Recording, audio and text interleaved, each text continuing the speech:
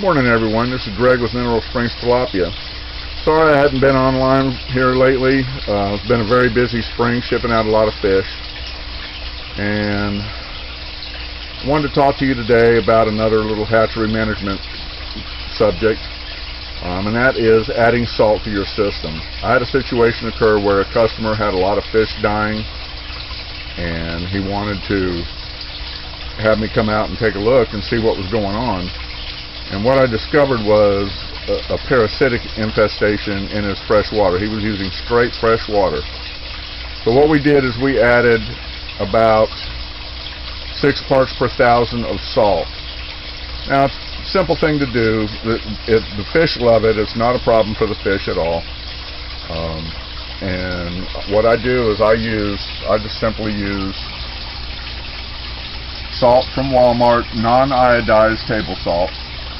And it goes in, to get to 6 parts per thousand, about a tablespoon per gallon of water in your system.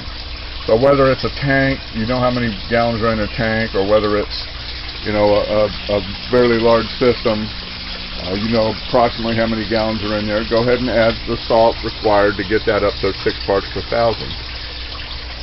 Parasitic infestations can really devastate a system.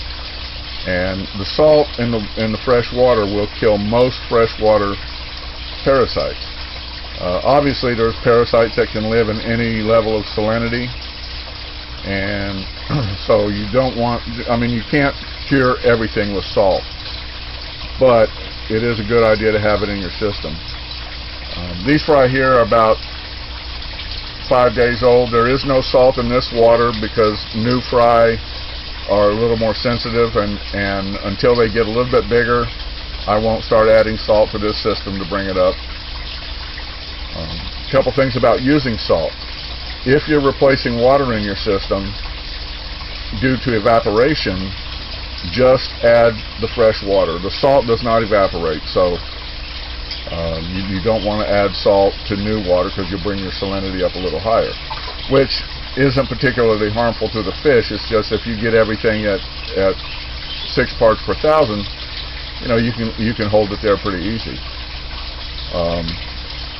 On the other hand, if you are doing a water change and you're removing water from your system, at the same time you're removing salt from the system. So any new water that you add back into the system has to be salted to maintain that 6 parts per thousand. Salt is beneficial in a lot of different ways. Now, what I'm talking about is for aquaculture systems, just fish. If you're dealing with an aquaponic system and you have plants also, you got to be careful what you do. You can salt bath your fish. Just take a 5-gallon bucket, get the salinity up to 6 parts per thousand. Take your fish out, few at a time, put them in the bucket, let them sit in there for 15-20 minutes, put them back in your system. They'll be okay. The other thing is there is an Epsom salt that they use in hydroponics. It's a type of Epsom salt that you can use in an aquaponic system that's not harmful to the plants. I would not use this particular kind of salt in an aquaponic system. I would go to a hydroponics dealer who knows what they're talking about, knows the level of salt that the plants can withstand, and knows what kind of salt to use. And when you do that, you use that hydroponic salt